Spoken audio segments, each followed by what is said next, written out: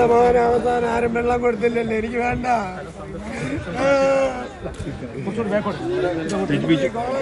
ഒന്നും വേണ്ട, ഇതുവരെ ആരും ഒന്നും വിളിച്ച് ചോദിച്ചില്ല, വീട്ടിൽ വന്നില്ല. അയ്യോ അയ്യോ, എന്റെ മോൻ കുളിച്ചിട്ടാ ഉണ്ടിട്ടാ വെള്ളം കുടിച്ചിട്ട് എത്രയോ ദിവസമായി. അയ്യോ എനിക്ക് കാണണ്ടേ. അയ്യോ അതവന്മാർക്ക് എന്നെ കൂടെ ഞാൻ പഠിച്ച ഡോക്ടറാക്കാൻ വിട്ടേല് എന്റെ വീട്ടിൽ കൊണ്ടുവരണ്ട.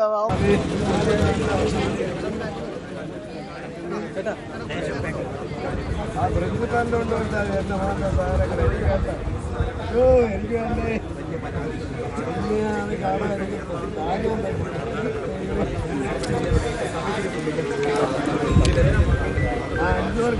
എനിക്ക് അതിനകത്ത് വിചാരണ ചെയ്തോണ്ടായിരിക്കും. എനിക്കൊന്നും വേണ്ട. അയ്യോ സംഗീതകാന്തിയാരെ എല്ലാവരും കൂടെ എന്റെ മോനെ കൊന്നില്ലേ. അയ്യോ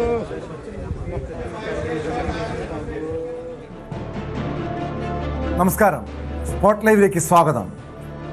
മകൻ മരിച്ച മണ്ണിൽ നിയന്ത്രണം വിട്ട് പൊട്ടിക്കരഞ്ഞ് നിതിൻ്റെ പിതാവ് രാജൻ. നിതിന് ജീവൻ നഷ്ടമായ ശേഷം ആദ്യമായാണ് കുടുംബം മെഡിക്കൽ കോളേജിലെത്തിയത്. കോളേജ് പ്രിൻസിപ്പാളിനെ കാണാനും പിതാവ് തയ്യാറായില്ല. മകനെ കൊന്നയാളെ തനിക്ക് കാണണ്ടെന്നായിരുന്നു വാക്കുകൾ. നിതിൻ്റെ ഹോസ്റ്റൽ മുറിയിലേക്കും കുടുംബം എത്തും. നേരത്തെ കണ്ണൂർ സിറ്റി പോലീസ് കമ്മീഷണറെ കണ്ട് കുടുംബം പരാതി ആവർത്തിച്ചിരുന്നു. കേസ് അട്ടിമറിക്കാനുള്ള ശ്രമം നടക്കുന്നതായി കുടുംബത്തോടൊപ്പം എത്തിയ മറ്റു ബന്ധുക്കൾ ആരോപിച്ചു. അല്ല, മാനേജ്മെന്റ് അല്ല, പ്രിൻസിപ്പലിനെയും അവിടെ ഉണ്ടായിരുന്ന പേരറിയാത്ത 2 പേര്, അവരവിടുത്തെ 2 സ്റ്റാഫുകളെന്നാണ് പറയുന്നത്. മറ്റു ഡിപ്പാർട്ട്മെന്റിലാണെന്ന് തോന്നുന്നു. സാറന്മാരാ? അതെ, ടീച്ചേഴ്സ് അതെ.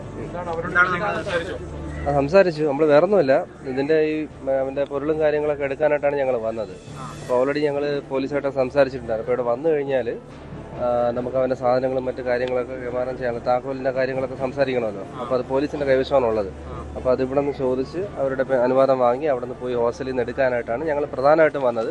ആ കാര്യം ഒന്ന് സൂചിപ്പിച്ചു. പിന്നെ ഈ കേസുമായിട്ട് ബന്ധപ്പെട്ട കാര്യങ്ങളിൽ അവരുടെ ഭാഗത്തുനിന്ന്, ഈ പറഞ്ഞ പ്രിൻസിപ്പലിൻ്റെ ഭാഗത്തുനിന്ന് നമുക്ക് നല്ല രീതിയിൽ ബോധ്യമുണ്ട് അവർ കുറ്റവാളികളാണെന്നുള്ളത്. ആ കാര്യത്തെക്കുറിച്ച് കൂടി ചെറുതായിട്ടൊന്ന് സംസാരിച്ചിട്ടുണ്ട്. തീർച്ചയായിട്ടും ഞങ്ങൾ പ്രിൻസിപ്പളും ഈ പറഞ്ഞ ലത, മറ്റു 3 പേര് ഫൈസൽ ഉൾപ്പെടെ, ഈ പറഞ്ഞ ആ റൂമിലുണ്ടായിരുന്ന മറ്റ് ഈ CCTV കാണുന്നുണ്ടല്ലോ, ആ ദൃശ്യത്തിൽ കാണുന്ന എല്ലാവരും കുറ്റക്കാരാണെന്നുള്ള രീതിയിൽ തന്നെയാണ് പോകുന്നത്. ഇവരിപ്പോഴും പറയുന്ന ഒരു അവ്യക്തതയില്ല. പ്രിൻസിപ്പൾ ഓരോ നടന്ന കാര്യങ്ങളെക്കുറിച്ച് ചോദിക്കുമ്പോഴും ഒഴിഞ്ഞു മാറുകയാണ് ചെയ്യുന്നത്. ഓരോ കാര്യങ്ങളും പറയുന്നതിൽ വ്യക്തതയില്ല. പറയുന്ന സമയങ്ങളിൽ, പറഞ്ഞു പോയിട്ടുള്ള വിഷയങ്ങളിൽ ഒന്നും ഒരു വ്യക്തത കിട്ടുന്നില്ല. തീർച്ചയായിട്ടും നമ്മൾ മുമ്പോട്ട് തന്നെ പോകും.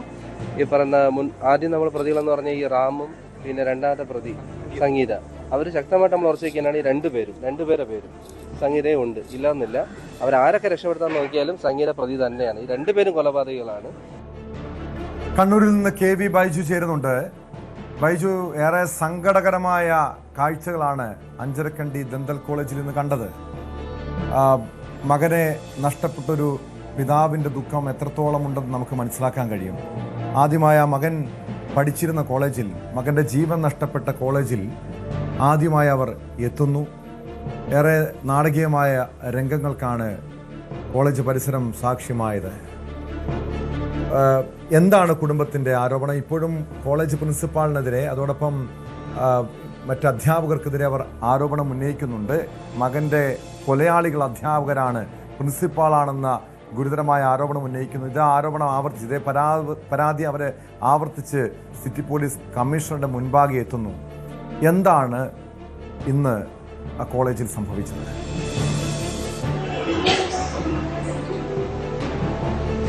ടോമെ സൂചിപ്പിച്ചതുപോലെ തന്നെ നെഞ്ചുലയ്ക്കുന്ന ഒരു രംഗമായിരുന്നു നമ്മൾ ഇന്ന് സാക്ഷ്യം വഹിച്ചത്. അഞ്ചരക്കണ്ടി മെഡിക്കൽ കോളേജിൽ 11:30 പിതാവ് രാജനും അതുപോലെ തന്നെ സഹോദരി ഭർത്താവും കോളേജിലേക്ക് എത്തുന്നത്. അതായത് മകൻ മരിച്ച കിടന്ന ആ സ്ഥലത്തേക്കാണ് ആദ്യം രാജൻ പിതാവ് പോയത്.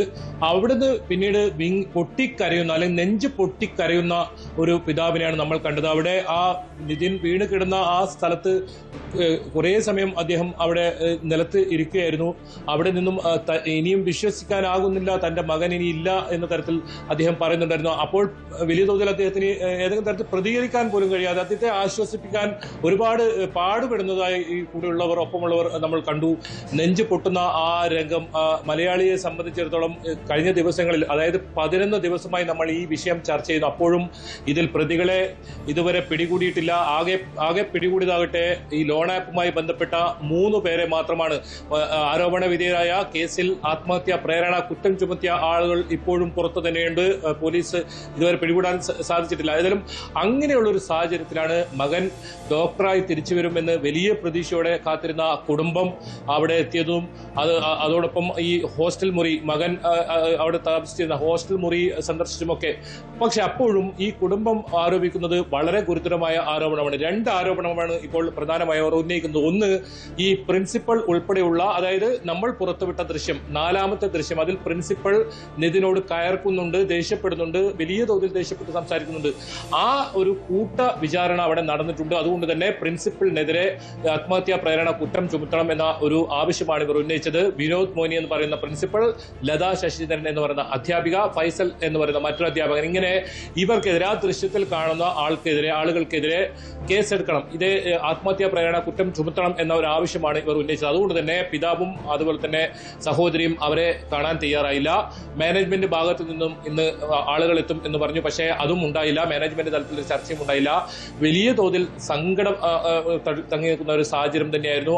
വൈകാരികമായ രംഗങ്ങൾക്കാണ് അഞ്ചരക്കണ്ടി മെഡിക്കൽ കോളേജിൽ നിന്ന് സാക്ഷ്യം വഹിച്ചത്. അതിനുശേഷം തളർന്നുപോയ അച്ഛനെ കാറിനകത്തേക്ക് ഇരുത്തി പിന്നീട് അവർ അവിടെ നിന്നും മടങ്ങിപ്പോകുന്ന സാഹചര്യമാണ് ഉണ്ടായത്. ഹോസ്റ്റൽ മുറി, നിതിൻ അവസാനമായി ചെലവഴിച്ച ഹോസ്റ്റൽ മുറി അവർ കണ്ടു.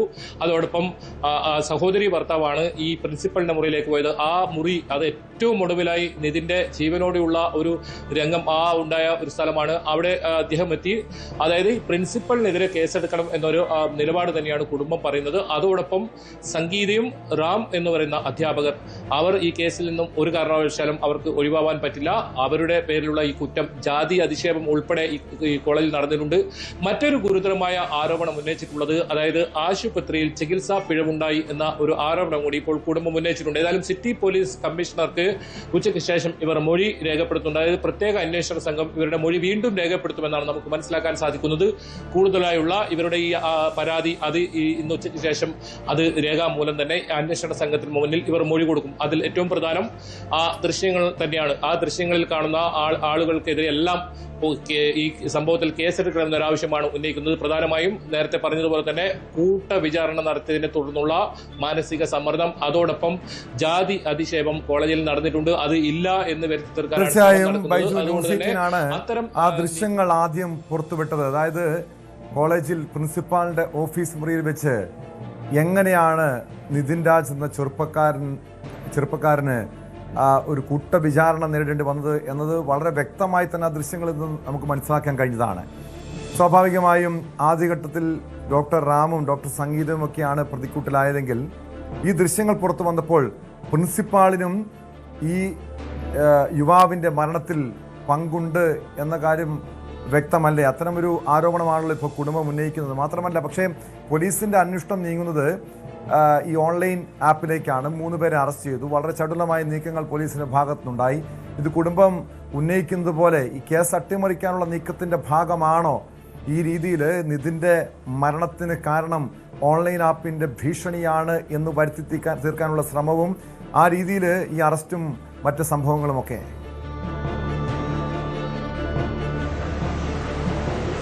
അതെ ടോമേ, അതായത് പ്രധാനമായും മാനേജ്മെന്റ് ഇറക്കിയ ഒരു വാർത്താക്കുറിപ്പിൽ തന്നെ അവർ വ്യക്തമാക്കുന്നത്, അതായത് പോലീസ് അന്വേഷണം ഇതുവരെ പൂർത്തിയായിട്ടില്ല.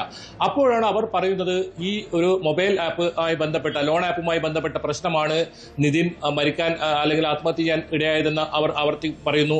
അതോടൊപ്പം കോളേജിൽ ഏതെങ്കിലും ഒരു അധ്യാപകർക്കോ ഇതിൽ ബന്ധമില്ല എന്ന തരത്തിൽ വാർത്താക്കുറിപ്പ് ഇറക്കുന്നു. അത്തരത്തിൽ സ്ഥാപിക്കാനുള്ള നീക്കം ശക്തമായി നടക്കുന്നതിനിടെയാണ് തിരുവനന്തപുരത്തു നിന്നും ഇവർ കണ്ണൂരേക്ക് തന്റെ മകൻ അവസാനമായി ഉണ്ടായ മകന്റെ ആ ഓർമ്മകൾ തങ്ങുന്ന ആ കോളേജിലേക്ക് അവർ എത്തിയത്. അതിൽ കൃത്യമായി അവർ ഇന്നലെ സിറ്റി പോലീസ് കമ്മീഷണറെ കണ്ടു, കാര്യങ്ങളെല്ലാം വിശദമാക്കി.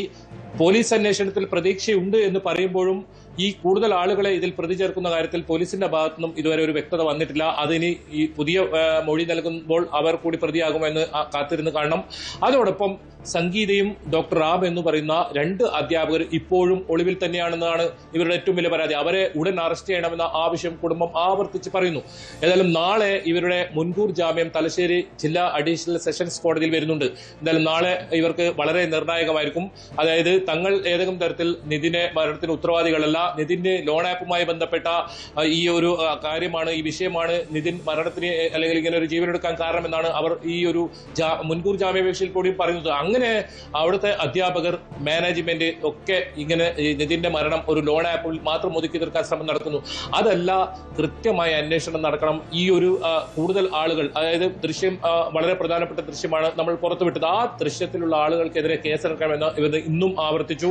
ഏതെങ്കിലും തരത്തിൽ അത്തരം നീക്കങ്ങൾ ഉണ്ടായാൽ ശക്തമായ പ്രതിഷേധവുമായി മുന്നോട്ട് പോകും. ഇതിലേതറ്റം വരെയും പോകുമെന്നാണ് പിതാവ് രാജനും അതുപോലെ തന്നെ സഹോദരി ഭർത്താവ് അശോകനും വ്യക്തമാക്കിയത്. അതിനിടയിൽ വളരെ ദൗർഭാഗ്യമായ ഒരു സംഭവം ഉണ്ടായി. ഇന്ന് ഒരു പ്രതിഷേധ മാർച്ച് ഉണ്ടായിരുന്നു. അതായത് ദളിത് ലീഗിന്റെ ഒരു മാർച്ച്. ആ ദളിത് ലീഗിന്റെ മാർച്ച് തടയാനെത്തിയത് ബൗൺസർമാരാണ്. അതായത് ഇന്ന് ഈ പിതാവും അതുപോലെ തന്നെ സഹോദരിയും ഉൾപ്പെടെയുള്ള ആളുകൾ കോളേജിൽ എത്തുമെന്ന് അറിഞ്ഞതിനെ തുടർന്ന് വലിയ പോലീസ് സന്നാഹം അഞ്ചരക്കണ്ടി കോളേജിൽ ഒരുങ്ങിയിരുന്നു.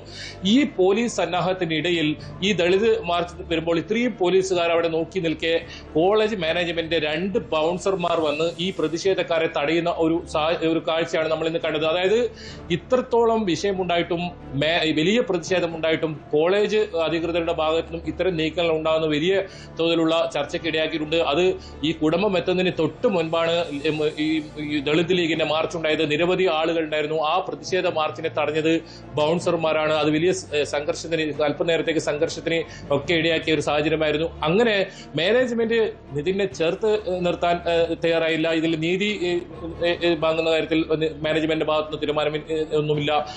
അതിനിടയിലാണ് പ്രതിഷേധക്കാരെ അടിച്ചമർത്താൻ ബൗൺസർമാരെ ഉപയോഗിക്കുന്ന ഒരു സാഹചര്യം കൂടി നമ്മൾ അഞ്ചരക്കണ്ടി കോളേജിൽ കണ്ടത്. ഏതായാലും നാടകീയമായ രംഗം തന്നെയായിരുന്നു. വലിയ തോതിലുള്ള ഒരു സംഘർഷ സാധ്യത ഉണ്ടായിരുന്നു. പിന്നീടാണ് പോലീസ് പ്രതിഷേധക്കാരെ ഇങ്ങനെയാണ് നേരിടുന്നതെങ്കിൽ ആ കോളേജിലെ വിദ്യാർത്ഥികൾക്ക് ഏത് രീതിയിലുള്ള ദുരനുഭവങ്ങളായിരിക്കും നേരിടേണ്ടി വന്നത് തുടങ്ങിയ കാര്യങ്ങളൊക്കെ പരിശോധിക്കേണ്ടതാണ്.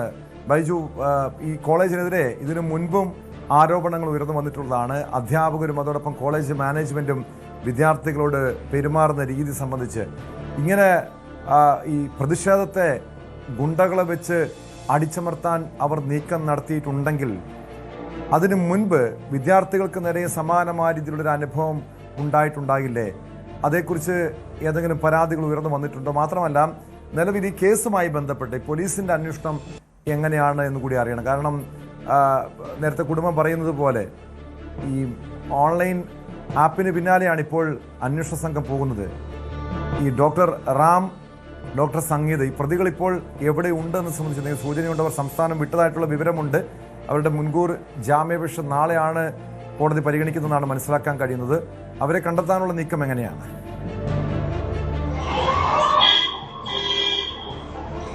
ടോമെ, ഈ മാനേജ്മെന്റിന്റെ ഭാഗത്ത് നിന്ന് വിദ്യാർത്ഥികൾ പലതവണ ആവശ്യപ്പെടുന്നുണ്ട്. അതായത് ഈ ഒരു ചർച്ച വേണമെന്ന്. കാരണം ഒരുപാട് പ്രശ്നങ്ങൾ ഈ കോളേജിലുണ്ട്. അതുകൊണ്ട് തന്നെ ഒരു ചർച്ച വേണമെന്ന് ആവശ്യമുണ്ട്. പക്ഷേ ഈ സമയം വരെ മാനേജ്മെന്റ് ഉത്തരവാദിത്തപ്പെട്ട ആളുകൾ ഇതിന് തയ്യാറായിട്ടില്ല എന്നാണ് പ്രധാനം. ഇതിനിടയിലാണ് ഇത്തരത്തിലൊരു മാർച്ച് തടയാൻ ബൗൺസർമാരെ ഉപയോഗിക്കുന്ന ഒരു കാഴ്ചയും കണ്ടത്. അതായത് ഈ പ്രശ്നം ഈ കൃത്യമായ ഇതിലൊരു ഉത്തരം ഇനിയും കിട്ടിയിട്ടില്ല. എന്താണ് നിതിൻ രാജ് ആത്മഹത്യ ചെയ്യാൻ ഇടയാക്കിയ സാഹചര്യം? അതിൽ പോലീസിലൊരു അന്തിമ തീരുമാനത്തിലേക്ക് എത്തിയിട്ടില്ല. അതിനു മുമ്പ് തന്നെ മാനേജ്മെന്റ് കൃത്യമായി പറയുകയാണ് ഇത് ലോൺ ആപ്പുമായി ബന്ധപ്പെട്ട പ്രശ്നമാണ്, മറ്റൊരു പ്രശ്നമില്ല എന്ന്. അതൊരു വശത്തിൽ നിൽക്കുന്നു. അതിനിടയിൽ പുതിയ ആരോപണങ്ങൾ വരുന്നു. അതോടൊപ്പം ടോം സൂചിപ്പിച്ചത് വളരെ പ്രധാനപ്പെട്ട കാര്യമാണ്. ഈ റാം അതുപോലെ തന്നെ സംഗീത, ഈ 2 പേരും പോലീസിന് കൃത്യമായ സൂചനയുണ്ട് എവിടെയാണ് ഉള്ളതെന്നൊക്കെ. റാം ആന്ധ്രയിലാണുള്ളത്. ഇയാൾ ആന്ധ്ര സ്വദേശിയാണ്. ആന്ധ്രയിൽ കൃത്യമായ ഉള്ള സ്ഥലം പോലീസിന് അറിയാം, പക്ഷേ അറസ്റ്റ് ചെയ്യുന്നില്ല. അതോടൊപ്പം സംഗീത കേരളം വിട്ടതായാണ് പോലീസിന് സൂചന ലഭിച്ചിട്ടുള്ളത്. കൃത്യമായ സ്ഥലം പോലീസിന് അറിയാം, അതും അറസ്റ്റ് ചെയ്യാൻ തയ്യാറാവുന്നില്ല. പോലീസ് കാത്തു നിൽക്കുന്നത് നാളെ മുൻകൂർ ജാമ്യാപേക്ഷ ഇവർക്ക് ലഭിക്കുമോ എന്നറിയില്ല. ഏതായാലും കുടുംബം അത് തന്നെയാണ് പറയുന്നത്. അവരെ എത്രയും പെട്ടെന്ന് അറസ്റ്റ് ചെയ്യണം. അവരെ കൃത്യമായി ചോദ്യം ചെയ്താൽ ഇതിൽ ഒരുപാട് കാര്യങ്ങൾ പുറത്തു വരും. അതോടൊപ്പം ആ മുറിയിൽ നടന്ന ആ വിഷയവുമായി ബന്ധപ്പെട്ട് പ്രിൻസിപ്പാൾ പ്രിൻസിപ്പാളിനെ ഉൾപ്പെടെ കൃത്യമായി ചോദ്യം ചെയ്താൽ നിതിൻ രാജ് ആത്മഹത്യ ചെയ്ത് എന്തിനാണെന്ന കാര്യത്തിൽ കൃത്യമായ ഉത്തരം കിട്ടുമെന്ന് കുടുംബം ആവർത്തിച്ച് പറയുന്നുണ്ട്. അത് ഈ കണ്ണൂരിലേക്ക് എത്തി, തിരുവനന്തപുരത്ത് നിന്നും കണ്ണൂരിലേക്ക് എത്തി അവർക്ക് പറയേണ്ട സാഹചര്യമുണ്ടായി. കോളേജിൽ പോയി നെഞ്ചു പൊട്ടി കരഞ്ഞിട്ടും കണ്ണു തുറക്കാത്ത ഒരു മാനേജ്മെന്റ്. ഏതായാലും മാനേജ്മെന്റ് പല അധ്യാപകർക്കെതിരെ നിരവധി പരാതികളാണ് പല വിദ്യാർത്ഥികളുടെ ഭാഗത്തുനിന്നും കഴിഞ്ഞ ദിവസങ്ങളിലൊക്കെ ഉണ്ടായത്. അത് ജാതി അധിക്ഷേപമുണ്ട്, നിറത്തിന്റെ പേരിലുണ്ട്, അങ്ങനെ പല തരത്തിലുള്ള പീഡനം, മാനസിക സമ്മർദ്ദം കുട്ടികൾക്കൊക്കെ ഇവിടെ നേരിടേണ്ടി വന്നിട്ടുണ്ട്. അത്തരം കാര്യങ്ങളിൽ കൃത്യമായ ചർച്ച വേണമെന്ന് പറയുന്നുണ്ട്. ഇതിനിടയിൽ തന്നെ സമ്മർദ്ദ തന്ത്രം എന്ന നിലയിൽ 7ഓളം അധ്യാപകർ രാജിക്കത്ത് നൽകിയ സാഹചര്യമൊക്കെ ഉണ്ട്. അത് ഇതുവരെ മാനേജ്മെന്റ് ഒരു തീരുമാനമെടുത്തിട്ടില്ല, അവർ രാജി സ്വീകരിച്ചിട്ടില്ല എന്നാണ് അറിയുന്നത്. അതൊക്കെ ഒരു സമ്മർദ്ദ നിറമായിരിക്കാമെന്നാണ് വിദ്യാർത്ഥി ഉൾപ്പെടെ പറയുന്നത്. ഏതായാലും ഇതിൽ പ്രതിഷേധം ശക്തമായി തന്നെ തുടരും. ഈ മാസം 28-ാം തീയതി സംസ്ഥാന ഹർത്താൽ, അതായത് ആക്ഷൻ കൗൺസിൽ അത്തരത്തിലൊരു സംസ്ഥാന ഹർത്താൽ പ്രഖ്യാപിച്ചിട്ടുണ്ട്. 28-ാം തീയതി ആയിരിക്കും ഇങ്ങനൊരു ഹർത്താൽ. അതായത് നിതിൻ രാജിന് നീതി വേണം, ഈ കുറ്റക്കാരായ മുഴുവൻ ആളുകളെയും നിയമത്തിന് മുന്നിൽ കൊണ്ടുവരണം, റാം അതുപോലെ തന്നെ സംഗീത ഇവരെ അറസ്റ്റ് ചെയ്യണം, പ്രിൻസിപ്പാൾ ഉൾപ്പെടെയുള്ളവർക്കെതിരെ ആത്മഹത്യാ പ്രേരണ കുറ്റം ചുമത്തണം തുടങ്ങിയ ആവശ്യങ്ങൾ ഉന്നയിച്ചാണ് ഇത്തരത്തിലുള്ള ഒരു പ്രതിഷേധം. ഏതായാലും പൊതുസമൂഹം ഈ ഒരു ഹർത്താലിൽ സഹകരിക്കുമെന്ന് തന്നെയാണ് ആക്ഷൻ കൗൺസിൽ പറയുന്നത്. അത്രത്തോളം പൊതുസമൂഹം വലിയ തോതിൽ ചർച്ച ചെയ്ത് നിതിൻ രാജിന്റെ കുടുംബത്തോടൊപ്പം ചേർന്ന് നിൽക്കുമ്പോഴും ഇപ്പോഴും നമുക്ക് മനസ്സിലാക്കാൻ സാധിക്കുന്നത് ഈ ഒരു നേരത്തെ സൂചിപ്പിച്ചതുപോലെ തന്നെ ലോൺ ആപ്പുമായി ബന്ധപ്പെട്ട ആ ഒരു നടത്തിപ്പുകാരെയും അത്തരം ആളുകളെയും ചുറ്റിപ്പറ്റി മാത്രമാണ് അന്വേഷണം നടക്കുന്നത്. അവരെ മാത്രമാണ് ഇപ്പോൾ അറസ്റ്റ് ചെയ്തിട്ടുള്ളത്. ഏതായാലും നാളത്തെ ദിവസം നിർണായകമായിരിക്കും റാമിനും അതുപോലെ തന്നെ സംഗീതയ്ക്കും. വ്യക്തമാണ്. KB ബൈജു ആണ് കണ്ണൂരിൽ നിന്ന് വിവരങ്ങൾ നൽകിയത്. നിതിൻ രാജിന് നീതി കിട്ടണം, അതിനുവേണ്ടിയുള്ള പോരാട്ടത്തിലാണ് കുടുംബം. അച്ഛൻ്റെ വേദന മനസ്സാക്ഷിയുള്ളവർക്ക് കണ്ടു നിൽക്കാനാവില്ല. അത്രയധികം മകനെ നഷ്ടപ്പെട്ടതിൻ്റെ വേദന, സങ്കട കുടുംബം അനുഭവിക്കുന്നുണ്ട്. നീതി തേടിയുള്ള പോരാട്ടത്തിലാണ് അവർ. പോലീസ് ഉദ്യോഗസ്ഥർക്ക് മുൻപാകെ എത്തിയിട്ടുണ്ട്, കോളേജിലെത്തി. ചങ്കുപൊട്ടുന്ന വേദനയോടെയാണ് ആ പിതാവ് കോളേജിന് മുന്നിൽ, തൻ്റെ മകൻ്റെ ജീവൻ നഷ്ടപ്പെട്ട കോളേജിന് മുന്നിൽ നിന്ന് പൊട്ടിക്കരഞ്ഞത്. കുട്ടിക്കാലം മുതൽ ജീവിതം പിച്ച് ചീന്തപ്പെട്ട പെൺകുട്ടികളുടെ ദുരിത കഥകൾ ഉള്ളുനീർന്ന വേദനയോടെയാണ് കേൾക്കാറുള്ളത്. തൊടുപുഴയിൽ 12 വയസ്സ് മുതൽ ലൈംഗികമായി ചൂഷണം ചെയ്യപ്പെട്ട ഒരു പെൺകുട്ടിയുണ്ട്. 2022 അവൾ നേരിട്ട ക്രൂരതകൾ പുറംലോകം അറിഞ്ഞത്. 5 വർഷത്തിനിടെ നിരവധി പേർ അവളെ ചൂഷണത്തിനിരയാക്കി. പോലീസ് രജിസ്റ്റർ ചെയ്ത 28 കേസുകളിൽ വിചാരണ പൂർത്തിയായ ആദ്യ കേസിൽ വിധി വന്നിരിക്കുന്നു. പ്രായപൂർത്തിയാകാത്ത പെൺകുട്ടി പീഡനത്തിനിരയായ കേസിൽ കുടയത്തൂർ സ്വദേശി അനസ് ഷംസുദ്ദീൻ കുറ്റക്കാരനെന്ന് കോടതി കഴിഞ്ഞ ദിവസം കണ്ടെത്തിയിരിക്കുന്നു. അനസിന് 10 വർഷം കഠിന തടവാണ് കോടതി ശിക്ഷ വിധിച്ചിരിക്കുന്നത്. വിവരങ്ങളുമായി തൊടുപുഴയിൽ നിന്ന് PA സാഗർ ചേരുന്നു. സാഗർ, നമുക്കറിയാം ഇത് എത്രത്തോളം കേരളം ചർച്ച ചെയ്തൊരു വിഷയമാണെന്ന്. 28 പോക്സോ കേസുകൾ രജിസ്റ്റർ ചെയ്ത കേസാണ്.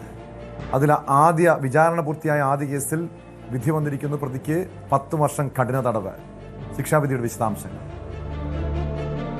ടോം, ജോലി വാഗ്ദാനം ചെയ്ത് പ്രായപൂർത്തിയാകാത്ത പെൺകുട്ടിയെ സംഘം ചേർന്ന് പീഡനത്തിന് ഇരയാക്കിയ കേസിലാണ് ഇപ്പോൾ വിധി വന്നിരിക്കുന്നത്. കേസിൽ പ്രതിയായ തൊടുപുഴ കുടയത്തൂർ സ്വദേശി അനസ് ഷംസുദ്ദീൻ കുറ്റക്കാരനാണെന്ന് ഇന്നലെ കോടതി കണ്ടെത്തിയിരുന്നു. ഇന്നാണ് ഇയാൾക്കുള്ള ശിക്ഷ കോടതി വിധിച്ചിരിക്കുന്നത്. 10 വർഷം തടവും 50,000 രൂപ പിഴയും പ്രതി ഒടുക്കണമെന്നാണ് കോടതി വിധി. കൂടാതെ 3 ലക്ഷം രൂപ നഷ്ടപരിഹാരവുമായി നൽകണമെന്നും കോടതി വിധിച്ചിട്ടുണ്ട്. 2022 ഈ ഒരു കേസിന് ആസ്പദമായ സംഭവം നടക്കുന്നത്. ശാരീരിക അവശതയെ തുടർന്ന് ആശുപത്രിയിൽ പ്രവേശിപ്പിച്ചപ്പോഴാണ് കുട്ടി ഗർഭിണിയാണെന്ന വിവരം പുറത്ത് അറിയുന്നത്. തുടർന്ന് ആശുപത്രി അധികൃതർ അന്ന് ചൈൽഡ് വെൽഫെയർ കമ്മിറ്റിയെയും പോലീസിനെയും വിവരം അറിയിക്കുകയായിരുന്നു. പിന്നീട് പോലീസ് പെൺകുട്ടിയുടെ മൊഴി രേഖപ്പെടുത്തിയ ശേഷം 28 കേസുകളാണ് രജിസ്റ്റർ ചെയ്തത്. ഇതിൽ ഒരെണ്ണം ജുവനൈൽ ജസ്റ്റിസ് നിയമപ്രകാരമുള്ള കേസും ഈ 28 കേസുകളിൽ ഉണ്ട്. ഈ 2017 മുതൽ 22 വരെ പെൺകുട്ടിയെ വിവിധ കേന്ദ്രങ്ങളിൽ എത്തിച്ച് പീഡനത്തിന് വിധേയമാക്കി എന്നായിരുന്നു കേസ്. ഇത് തൊടുപുഴയിലും പരിസര പ്രദേശങ്ങളിലും കൂടാതെ അന്യ ജില്ലകളിൽ എത്തിച്ചും പീഡനം നടത്തി എന്ന് പോലീസ് കണ്ടെത്തിയിരുന്നു. കൂട്ടബലാത്സംഗം ഉൾപ്പെടെ 28 കേസുകളിലായി 25 പ്രതികളാണ് ഉള്ളത്. എല്ലാ കേസിലും പ്രത്യേകമായി കുറ്റപത്രം സമർപ്പിക്കുകയും ബാക്കി കേസുകളുടെ വിചാരണ സെഷൻസ് കോടതിയിലെല്ലാം നടന്നു വരികയുമാണ്. ഈ തൊടുപുഴയിലും പരിസര പ്രദേശങ്ങളിലും കൂടാതെ സമീപ ജില്ലകളിൽ എത്തിച്ചുപോലും ഈ കുട്ടിയെ പീഡിപ്പിച്ചതായാണ് പോലീസ് അന്ന് കണ്ടെത്തിയത്. പീഡനം നടന്നത് കുട്ടിയുടെ അമ്മയുടെയും മുത്തച്ഛയുടെയും ഒത്താശയോടെയാണെന്നും പോലീസ് അന്ന് മനസ്സിലാക്കി. ഈ 7 കേസുകളിൽ അതിജീവിതയുടെ അമ്മയും പ്രതിയാണ്. ഇത് കേസിനെ കൂടുതൽ സങ്കീർണമാക്കുന്ന ഒരു സാഹചര്യം ഉണ്ടായി. പോക്സോ ഉൾപ്പെടെയുള്ള ഗുരുതര സ്വഭാവമുള്ള കേസുകളാണ് അന്ന് പോലീസ് രജിസ്റ്റർ ചെയ്തത്. 2022 മുതൽ ഘട്ടം ഘട്ടമായാണ് കേസുകളുടെ വിചാരണ നടപടികൾ ഇതുവരെ പുരോഗമിച്ചത്. ഇതിൽ തന്നെ കുമാരമംഗലം സ്വദേശി ബേബി എന്ന മംഗളത്തെ രഘുവാണ് ഈ കേസിലെ മുഖ്യ പ്രതി. തീർച്ചയായും സാഗർ നേരത്തെ സൂചിപ്പിച്ചതുപോലെ അമ്മയുടെയും അമ്മൂമ്മയുടെയും ഒത്താശയോടെ നടന്ന പീഡന കേസാണ്. അതുകൊണ്ട് തന്നെ അതീവ ഗൗരവത്തോടെ കാണേണ്ട വിഷയമാണ്. പക്ഷേ പോലീസിനെ സംബന്ധിച്ച് ഏറെ സങ്കീർണമായിരുന്നു ഈ കേസിൻ്റെ മറ്റ് നടപടികൾ, അതായത് അന്വേഷണവും മറ്റ് നടപടികളും. കഴിഞ്ഞ ദിവസമാണ് ഈ കേസിൽ 2 കേസുകൾ വിചാരണ പൂർത്തിയായെന്നാണ് ഞാൻ മനസ്സിലാക്കുന്നത്. അതിൽ 2 കേസുകളും വിധി പറയുന്നത് മാറ്റിവെച്ചിരുന്നു. ആദ്യ കേസിലാണ് ഇപ്പോൾ ശിക്ഷാവിധി വന്നിരിക്കുന്നത്. മറ്റ് കേസുകളിലെ വിചാരണയും മറ്റ് ശിക്ഷാവിധിയും നടപടികളും കൂടുതൽ നീണ്ടുപോകാനുള്ള സാധ്യതയുണ്ടോ, അതോ അതിൻ്റെ നടപടികൾ അതിവേഗത്തിൽ തന്നെ മുന്നോട്ട് പോകുന്നുണ്ടോ? ടോം സൂചിപ്പിച്ചതുപോലെ തന്നെ മറ്റ് കേസുകളെല്ലാം തന്നെ വിചാരണ നടപടികൾ പൂർത്തിയായി അതിവേഗം തന്നെയാണ് ഈ കേസുകളെല്ലാം തന്നെ മുന്നോട്ട് പോകുന്നത്. അത് തൊടുപുഴ 1ാം അഡീഷണൽ സെഷൻസ് കോടതി ജഡ്ജിയാണ് ഇന്നിപ്പോൾ ഈ കേസിൽ വിധി പറഞ്ഞിരിക്കുന്നത്. 28 കേസുകൾ, അതായത് ആകെ രജിസ്റ്റർ ചെയ്തിരിക്കുന്ന 28 കേസുകളാണ്. അതിൽ ഒരെണ്ണത്തിൽ മാത്രമാണ് ഇപ്പോൾ ഈ വിധി വന്നിരിക്കുന്നത്. മറ്റൊരു കേസ് കഴിഞ്ഞ ദിവസം വിധി പറയുവാൻ പരിഗണിച്ചുവെങ്കിലും മാറ്റിവെക്കുകയായിരുന്നു. കാരണം ആ കേസിൽ ഉൾപ്പെട്ട പ്രതിയായ വിനീഷ് വിജയൻ എന്നയാൾ കഴിഞ്ഞ ദിവസം തന്നെ തൊടുപുഴയിലുണ്ടായ ഒരു സംഘർഷത്തിൽ പരിക്കേറ്റ് കോട്ടയം മെഡിക്കൽ കോളേജിൽ ചികിത്സയിൽ കഴിയുകയാണ്. തീവ്രപരിചരണ വിഭാഗത്തിലാണ് അയാൾ ചികിത്സയിൽ കഴിയുന്നത്. അതുകൊണ്ട് തന്നെ ആ ഒരു കേസിൽ വിധി പറയുന്നത് കോടതി 28-ാം തീയതിയിലേക്ക് മാറ്റിവെച്ചിരുന്നു. ഈ പെൺകുട്ടി ജോലി ചെയ്തിരുന്ന കടയിൽ വെച്ച് അതേ സ്ഥാപനത്തിലെ മാനേജറായിരുന്ന വിനീഷ് വിജയൻ പീഡിപ്പിച്ചിരുന്നായിരുന്നു ആ ഒരു കേസ് ഉള്ളത്. ആ കേസാണ് ഇപ്പോൾ വിധി പറയാൻ വരുന്ന 28-ാം തീയതിയിലേക്ക് വിധി പറയുവാനായി മാറ്റിവെച്ചിട്ടുണ്ട്. അന്ന് പ്രതിയെ കോടതിയിൽ ഹാജരാക്കാമെന്നും കോടതി നിർദ്ദേശിച്ചിട്ടുണ്ട്. അതിനോടൊപ്പം തന്നെയുള്ള ഒരു കേസാണ് ഇന്ന് കോടതി പരിഗണിച്ചതും കോടതി ഇതിൽ ശിക്ഷ വിധിച്ചതും. ഈ പെൺകുട്ടിയെ ജോലി വാഗ്ദാനം ചെയ്ത് ലൈംഗികമായി പീഡിപ്പിച്ച് ഗർഭിണിയാക്കിയ കേസിൽ ഇടനിലക്കാരനുൾപ്പെടെ 6 പേരാണ് ഈ കേസിന്റെ ആദ്യഘട്ടത്തിൽ അറസ്റ്റിലായിരുന്നത്. പിന്നീട് കുട്ടിയുടെ വിശദമായ മൊഴി രേഖപ്പെടുത്തിയപ്പോഴാണ് 28 കേസുകൾ രജിസ്റ്റർ ചെയ്യപ്പെട്ടതും കുട്ടിയുടെ അമ്മയും അമ്മൂമ്മയും ഉൾപ്പെടെ പ്രതികളായതും. പ്രതികളിൽ സർക്കാർ ഉദ്യോഗസ്ഥർ മുതൽ ലോട്ടറി വിൽപ്പനക്കാർ വരെ ഉണ്ട്. ഒരു നീണ്ട നിരയാണ് അന്ന് ഉണ്ടായിരുന്നത് എന്നതാണ് ഈ കേസിനെ ഏറെ വ്യത്യസ്തമാക്കിയത്. ഈ കുട്ടിയുടെ വീട്ടിലെ നിർധനാവസ്ഥ മുതലെടുത്തും ഭീഷണിപ്പെടുത്തിയുമാണ് ഇടനിലക്കാരൻ പണം വാങ്ങി മറ്റുള്ളവർക്ക് കുട്ടിയെ കാഴ്ചവെച്ചത് എന്നായിരുന്നു പ്രധാനപ്പെട്ട കേസ്. എന്തായാലും മറ്റു കേസുകളിലെ വിചാരണ നടപടികൾ പുരോഗമിച്ചു വരികയാണ്. അടുത്ത കേസ്, രണ്ടാമതായി പരിഗണിച്ചിരിക്കുന്ന കേസ് 28-ാം തീയതി കോടതി മാറ്റിവെച്ചിട്ടുണ്ട് വിധി പറയുവാനായി. എന്തായാലും ഇന്ന് ഇപ്പോൾ ഒരു കേസിലാണ് വിധി വന്നിരിക്കുന്നത്. ടോം,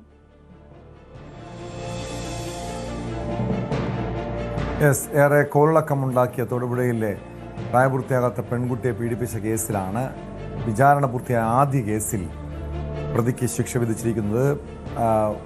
കേസിലെ മുഖ്യപ്രതിയായിട്ടുള്ള അനസിന് 10 വർഷം കഠിന തടവാണ് ശിക്ഷ. രണ്ടാമത്തെ കേസിൽ ഈ മാസം അവസാനം വിധി വരുമെന്ന് പ്രതീക്ഷിക്കാം. ഇടവേള.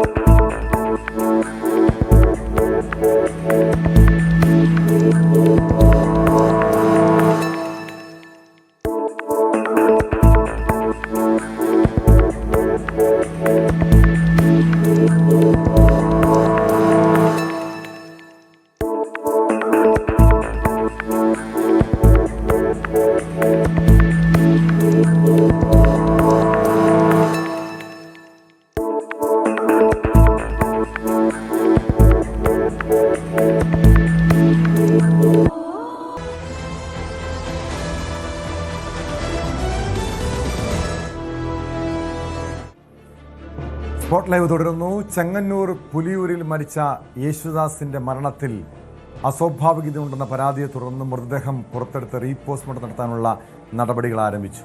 പുലിയൂർ ഓർത്തഡോക്സ് പള്ളി സെമിത്തേരിയുടെ ഭാഗമായ സെല്ലിൽ നിന്ന് മൃതദേഹം പുറത്തെടുത്ത് ഇവിടെ വെച്ച് തന്നെ പോസ്റ്റ്മോർട്ടം നടത്തും. തഹസിൽദാരുടെ സാന്നിധ്യത്തിലാകും നടപടികൾ പുരോഗമിക്കുക. അതിനിടെ യേശുദാസിന്റെ മരണത്തിൽ സഹോദരൻ ഗബ്രിയലിനും ഹോം നേഴ്സിനും പങ്കുള്ളതായി സംശയിക്കുന്നതായി മരുമകൾ ലീന വ്യക്തമാക്കി. വിഷം ഉള്ളിൽ ചെന്നാണ് മരണമെന്ന് സൂചനകളുണ്ടെന്നും യേശുദാസിന്റെ സ്വത്തുവകകൾ സഹോദരൻ തട്ടിയെടുത്തതായും ലീന പറയുന്നു. മരണത്തിലുള്ള സംശയമാണ്. മരിച്ചത് എപ്പോഴാണ് എങ്ങനെയാണെന്നുള്ളത് നമുക്ക് തെളിവായിട്ടില്ല. മരിച്ചു കിടക്കുകയായിരുന്നാണെന്ന് അയൽവാസിയിൽ നിന്ന് ഞാൻ അറിഞ്ഞത്. ഛർദ്ദിച്ച അവസ്ഥയിലായിരുന്നു. കൈകളൊക്കെ കരിനീലിപ്പുണ്ടായിരുന്നു.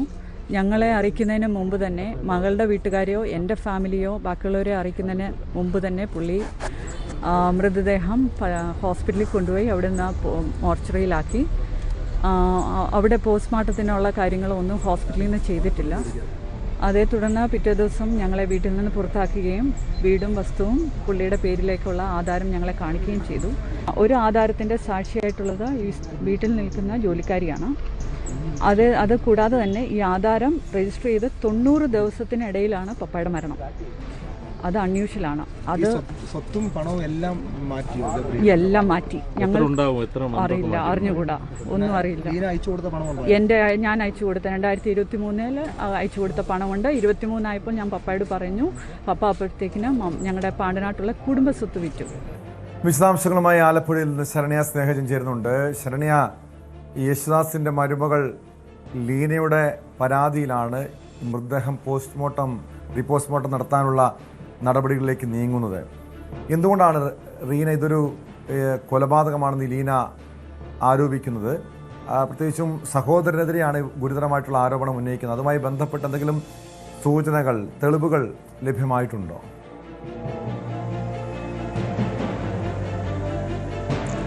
ടോമെ, പുലിയൂർ ഓർത്തഡോക്സ് പള്ളി സിമിത്തേരിയിൽ ഉണ്ടായിരുന്ന മൃതദേഹം, അവിടുത്തെ സെല്ലിൽ ഉണ്ടായിരുന്ന മൃതദേഹം പോസ്റ്റ്മോർട്ടം നടപടികൾ ഇപ്പോൾ ആർഡിഒയുടെ നേതൃത്വത്തിൽ നടന്നുകൊണ്ടിരിക്കുകയാണ്. അല്പസമയത്തിനകം തന്നെ അത് പൂർത്തിയാകുമെന്ന് രാവിലെ 10:30 യേശുദാസിന്റെ മൃതദേഹം 24ഓളം ദിവസങ്ങൾക്ക് ശേഷം പുറത്തേക്ക് എടുക്കുന്നത്. കഴിഞ്ഞ മാർച്ച് 20 യേശുദാസ് വീട്ടിൽ പുലിയൂരിലെ ബിൻസ് ഭവനത്തിൽ രക്തം ഛർദ്ദിച്ച നിലയിൽ അദ്ദേഹത്തെ കാണപ്പെടുന്നത്. തുടർന്ന് ആശുപത്രിയിലേക്ക് എത്തിച്ചെങ്കിലും മരണപ്പെട്ടു എന്നുള്ളത് സ്ഥിരീകരിച്ചിരുന്നു. പക്ഷേ പോസ്റ്റ്മോർട്ടം അടക്കമുള്ള നടപടികൾ ഇതിനകത്ത് ഉണ്ടായിട്ടില്ല എന്നുള്ളതാണ്. സ്വകാര്യ ആശുപത്രിയിലാണ് എത്തിച്ചത് എന്നുള്ള വിവരമാണ് നമുക്ക് പോലീസിൽ നിന്ന് ലഭ്യമായിട്ടുള്ളത്. തുടർന്ന് ഇയാളുടെ യേശുദാസിന്റെ മകൻ മരണപ്പെട്ടിരുന്നു. മരുമകളും ഒപ്പം തന്നെ മകളും, ഇവർ രണ്ടുപേരും വിദേശത്തുള്ളവരാണ്. അവരുടെ കുടുംബവും ഒക്കെ വിദേശത്താണ്. അപ്പോൾ ഈ നാട്ടിൽ അച്ഛനെ നോക്കിയിരുന്നത് ഒരു ഹോം നേഴ്സായ ഒരു സ്ത്രീയാണ്. അവരുടെ പേരിൽ ആരോപണം ഉന്നയിക്കുന്നുണ്ട്. ഹോം നേഴ്സായ സ്ത്രീയും സഹോദരനും ചേർന്ന് ഈ പിതാവിന്റെ സ്വത്തുക്കൾ തട്ടിയെടുത്തു എന്നുള്ളതാണ് ഇപ്പോൾ മരുമകളായ ലിനിയും ഒപ്പം തന്നെ നൽകിയ പരാതിയിൽ വ്യക്തമാക്കുന്നത്. മകൾ ഉള്ളത് ഇപ്പോൾ UK വിദേശത്താണ് അവർ ഉള്ളത്. ബിൻസി എന്നുള്ള മകൾ കൂടി യേശുദാസിനുണ്ട്. ഈ സഹോദരനുമായി അത്ര നല്ല ബന്ധമായിരുന്നില്ല എന്ന് ഇവർ വ്യക്തമാക്കുന്നു. മാത്രമല്ല ഈ ചെറുമക്കളുടെ പേരിൽ, അതായത് മകന്റെ മരണശേഷം ചെറുമക്കളുടെ പേരിൽ FD അടക്കം ഇട്ടിരുന്നു. ലിനി ഈ കുട്ടികൾ ഉൾപ്പെടെ ആയി ഇവരെ വിദേശത്താണ് ഉള്ളത്. അപ്പോൾ ഈ കുട്ടികളുടെ പേരിൽ FD ഉൾപ്പെടെ ഉണ്ടായിരുന്നു എന്നുള്ളതാണ്. അപ്പം സ്ഥലം വിറ്റ പണം ഉണ്ടായിരുന്നു. വീട് സ്വത്തുവകകളൊക്കെ തന്നെ ഈ സഹോദരൻ ഗബ്രിയലിന്റെ പേരിലേക്ക് മാറ്റിയിട്ടുള്ളതായാണ്. അതിലാണ് കുടുംബം ദുരൂഹത ആരോപിക്കുന്നത്. മാത്രമല്ല പോസ്റ്റ്മോർട്ടം നടന്നിട്ടില്ല എന്ന് പറയുന്നു. അതോടൊപ്പം ഈ മരണപ്പെട്ട ദിവസം അദ്ദേഹം രക്തം ഛർദ്ദിച്ച അവശനായ നില, അതായത് വിഷം ഉള്ളിൽ ചെന്ന രീതിയിലുള്ള സംശയമാണ് കുടുംബം പ്രകടിപ്പിക്കുന്നത്. ഒപ്പം കൈകൾ കരിനീലച്ചിട്ടുണ്ടായിരുന്നു എന്നുള്ളതും പറയുന്നുണ്ട്.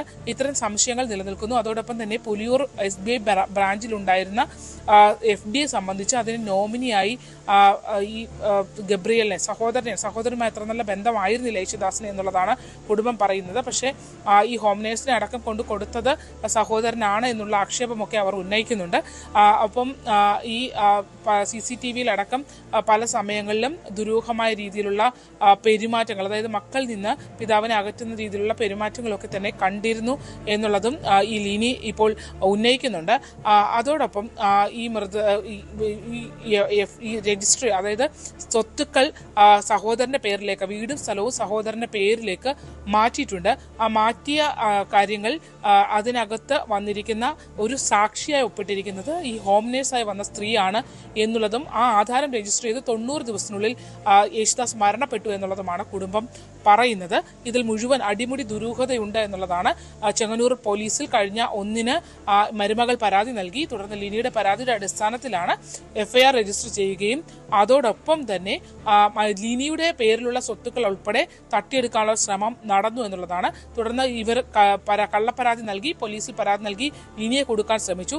ലിനി ആധാരമടക്കമുള്ള രേഖകൾ കൊണ്ടുവന്ന് പോലീസിനെ ബോധ്യപ്പെടുത്തി എന്നുള്ളതാണ്. പോലീസിനെ ബോധ്യപ്പെടുത്തിയ ശേഷമാണ് ഇതിനകത്ത് മറ്റു ചില കളികൾ കൂടി നടക്കുന്നുണ്ട് എന്നുള്ള സംശയം കുടുംബത്തിന് ബലപ്പെടുന്നത്. അതിന്റെ അടിസ്ഥാനത്തിൽ ഇപ്പോൾ ചെങ്ങന്നൂർ RDOയുടെ നേതൃത്വത്തിൽ ഓർത്തഡോക്സ് പള്ളിയിലെ സെല്ലിൽ നിന്നുള്ള മൃതദേഹം എടുത്ത് അതിന് പോസ്റ്റ്മോർട്ടം നടപടികൾ പുരോഗമിക്കുകയാണ്. ആന്തരിക അവയവങ്ങളടക്കം പരിശോധനയ്ക്കായി സാമ്പിളുകൾ ശേഖരിക്കുന്നുണ്ട്. ഇത്രയും ദിവസത്തെ വ്യത്യാസമുണ്ട് എന്നുള്ളതാണ്. അടക്കം 20-നാണ്, മാർച്ച് 20-ന് മരിച്ചു. 24-ന് ബന്ധുക്കൾ ഉൾപ്പെടെ എത്തി, വിദേശത്തുള്ള മരുമക്കളും ഒക്കെ എത്തി ആണ് മൃതദേഹം പോസ്റ്റ്മോർട്ടത്തിനായി സംസ്കാര ചടങ്ങുകൾക്കായി മാറ്റിയിട്ടുള്ളത്.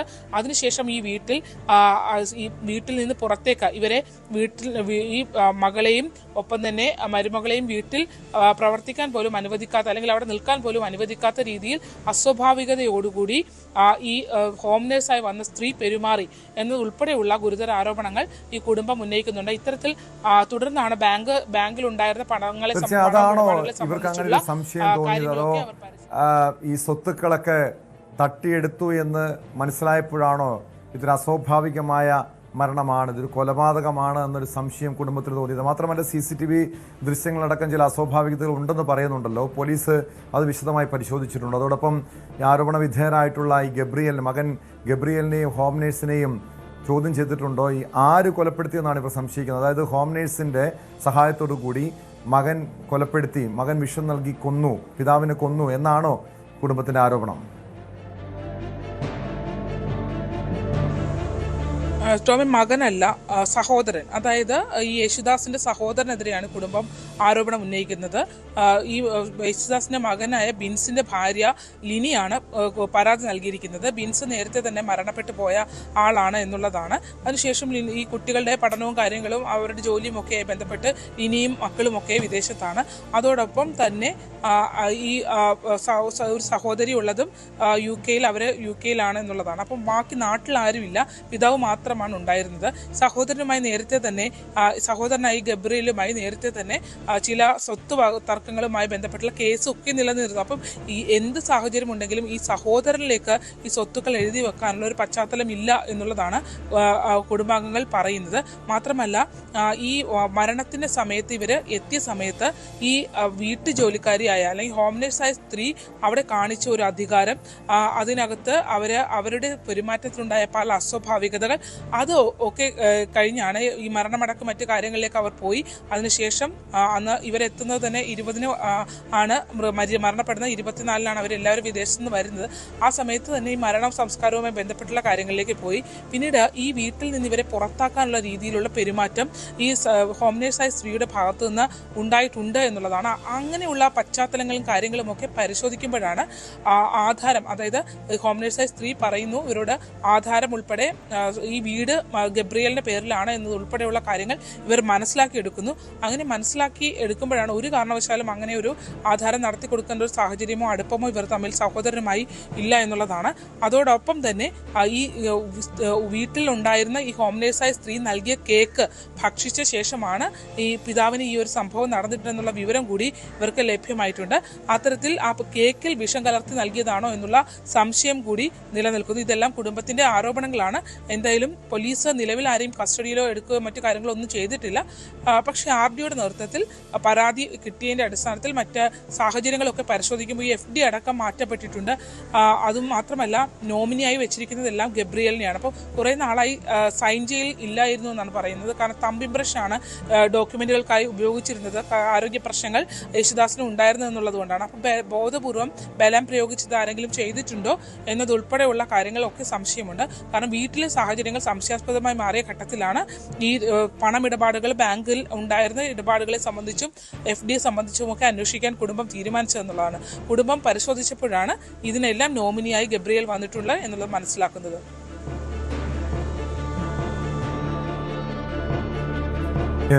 വ്യക്തമാണ്. യേശുദാസിന്റെ സഹോദരൻ ഗബ്രിയേലിനും ഹോംനേഴ്സിനുമെതിരെയാണ് കുടുംബം ആരോപണം ഉന്നയിച്ചിരിക്കുന്നത്. സംഭവം കൊലപാതകമാണ്, അതായത് സ്വത്ത് തട്ടിയെടുക്കാൻ യേശുദാസിനെ കൊലപ്പെടുത്തിയതാണെന്ന സംശയമാണ് കുടുംബത്തിനുള്ളത്. കുടുംബത്തിൻ്റെ പരാതിയിൽ, അതായത് മരുമകളുടെ പരാതിയിലാണ് പോലീസ് കേസെടുത്ത് അന്വേഷണം നടത്തുന്നത്. ഉടൻ തന്നെ പോസ്റ്റ്മോർട്ടം നടപടികൾ ആരംഭിക്കുമെന്നാണ് പുറത്തുവരുന്നത്. ഇടുക്കി കുമളിയിൽ സ്വകാര്യ ആശുപത്രിയിൽ അതിക്രമം. ചികിത്സയ്ക്കെത്തിയ ഡ്യൂട്ടി നഴ്സിനെ ചികിത്സയ്ക്കെത്തിയ രോഗി ആക്രമിച്ചെന്നാണ് പരാതി. പുലർച്ചെ 1 മണിയോടെയായിരുന്നു സംഭവം. കൈക്ക് വെട്ടേറ്റ് ചികിത്സയ്ക്കെത്തിയ 7 പേരടങ്ങുന്ന സംഘമാണ് ആക്രമണത്തിന് പിന്നിൽ. ആശുപത്രി അധികൃതർ കുമളി പോലീസിൽ പരാതി നൽകിയിട്ടുണ്ട്. വിവരങ്ങളുമായി PS സാഗർ ചേരുന്നു. സാഗർ, ഈ രാത്രിയിൽ ഡ്യൂട്ടി നഴ്സിന് നേരെ ആക്രമണം നടത്തുന്നു, അതും ചികിത്സയ്ക്ക് എത്തിയവർ. എന്താണ് പ്രകോപന കാരണം? ഇന്ന് പുലർച്ചെ 1 മണിയോടെയായിരുന്നു ഇത്തരത്തിലൊരു സംഭവം നടന്നത്. കുമളിയിലുള്ള ഒരു സ്വകാര്യ ആശുപത്രിയിലായിരുന്നു 7 അംഗ സംഘം ആക്രമണം നടത്തിയത്. ഈ കുമളിയിൽ തന്നെ ഒരു പ്രദേശത്ത് വെച്ച് ആക്രമണം നടത്തിയ ശേഷം അതിന്റെ ചികിത്സയ്ക്കായാണ് കുമളിയിലെ സ്വകാര്യ ആശുപത്രിയിൽ ചികിത്സയ്ക്കായി 7 പേർ അടങ്ങുന്ന ഒരു സംഘം എത്തിയത്. എത്തിയവരിൽ ഒരാളുടെ കൈക്ക് വെട്ടേറ്റിരുന്നു. ഇത് ചികിത്സിക്കണമെന്നായിരുന്നു ഈ എത്തിയവരുടെ ആവശ്യം. എന്നാൽ ഈ ആശുപത്രിയിൽ പ്രാഥമിക ചികിത്സ നടത്തുവാനുള്ള സൗകര്യമേ ഉള്ളൂ എന്ന് ആശുപത്രി അധികൃതർ അറിയിച്ചു. അതുപോലെ തന്നെ ഈ കൈയുടെ മുറിവേറ്റ ഭാഗം അവിടെ തന്നെ ഡ്രസ് ചെയ്ത് നൽകാമെന്നും ആശുപത്രി ജീവനക്കാർ വന്നവരെ അറിയിച്ചു. കൂടുതൽ ചികിത്സയ്ക്കായി ഓർത്തോയുടെ ഡോക്ടറെ കാണണമെന്നും ഇവർ വന്നവരോട് ആശുപത്രി അധികൃതർ ഈ കാര്യങ്ങളെല്ലാം തന്നെ ബോധ്യപ്പെടുത്തി. അതിനുശേഷം ഡോക്ടർ ഇതിന്റെ ഈ വന്ന രോഗിയുടെ കൈ പരിശോധിക്കുകയും ഈ കൈയിലെ ഞരമ്പ് മുറിഞ്ഞിട്ടുണ്ട് എന്നുള്ളത് കണ്ടെത്തുകയും ചെയ്തു. തുടർന്ന് പ്രിസ്ക്രിപ്ഷൻ എഴുതാൻ മാറിയ നേരത്താണ് ഈ രോഗി, അതായത് ഈ കയ്യിൽ മുറിവേറ്റയാൾ ഈ നഴ്സിനെ ആദ്യം ആക്രമിച്ചത്. ഈ കൈ ഡ്രസ് ചെയ്യുന്ന സമയത്താണ് ഇയാൾ നഴ്സിനെ ആക്രമിച്ചത്. നഴ്സിന്റെ കൈക്ക് ആക്രമണത്തിൽ പരിക്കൊണ്ട് നഴ്സിന്റെ കൈ പിടിച്ച് തിരിച്ചതായും ഈ ആശുപത്രി അധികൃതർ നൽകിയ പരാതിയിൽ പറയുന്നുണ്ട്. പിന്നീട് കൂടെ എത്തിയവർ ഡ്യൂട്ടിയിലുണ്ടായിരുന്ന മറ്റ് ജീവനക്കാരെ അസഭ്യം പറയുകയും ആക്രമിക്കുകയും ചെയ്തതായും ആശുപത്രി ജീവനക്കാർ നൽകിയ പരാതിയിൽ പറയുന്നു. വലിയ രീതിയിലുള്ള ആക്രമണം അഴിച്ചുവിട്ട ശേഷമാണ് ഈ 7 അംഗ സംഘം പിരിഞ്ഞു പോയത്. വാക്ക് തർക്കത്തിൽ ഏർപ്പെടുന്നതും ഈ വന്നവർ അങ്ങോട്ടും ഇങ്ങോട്ടും തമ്മിൽ പിടിച്ചു തള്ളുന്നതും എല്ലാം തന്നെ ഈ ആശുപത്രിയിലെ CCTV ദൃശ്യങ്ങളിൽ നിന്നും വ്യക്തമാണ്. ഇതിൽ 2 പേരെ ആശുപത്രി അധികൃതർ തിരിച്ചറിഞ്ഞിട്ടുണ്ട്. ചെല്ലാർകോവിൽ സ്വദേശികളായ സോളമൻ, റോമിസ് എന്നിവരെയാണ് ഈ ആശുപത്രി അധികൃതർ തിരിച്ചറിഞ്ഞിട്ടുള്ളത്. ഇവരുടെ പേര് ഉൾപ്പെടെയാണ് ആശുപത്രി ജീവനക്കാർ പോലീസിൽ പരാതി നൽകിയിട്ടുള്ളത്. പോലീസ് ആശുപത്രിയിലെത്തി പരിക്കേറ്റ നഴ്സിന്റെ മൊഴി രേഖപ്പെടുത്തിയിട്ടുണ്ട്. കേസെടുത്തതിന് ശേഷമാണ് ഈ അക്രമി സംഘത്തിൽ ഉൾപ്പെട്ടവർ മറ്റുള്ളവർ ആര് എന്നതിലൊരു വ്യക്തത വരികയുള്ളൂ. ആശുപത്രി ജീവനക്കാർ രാവിലെ തന്നെ പോലീസിന് വിവരം അറിയിച്ചെങ്കിലും പോലീസ് അപ്പോൾ തന്നെ സ്ഥലത്തെത്തി. എന്നാൽ ഈ പോലീസ് എത്തുന്നതിന് മുമ്പ് തന്നെ ഇവർ ആശുപത്രിയിൽ നിന്ന് വാഹനം എടുത്തുകൊണ്ട് പോവുകയാണ് ചെയ്തത്. എന്തായാലും കേസിൽ പോലീസ് അന്വേഷണം നടത്തുകയാണ്. ടോം,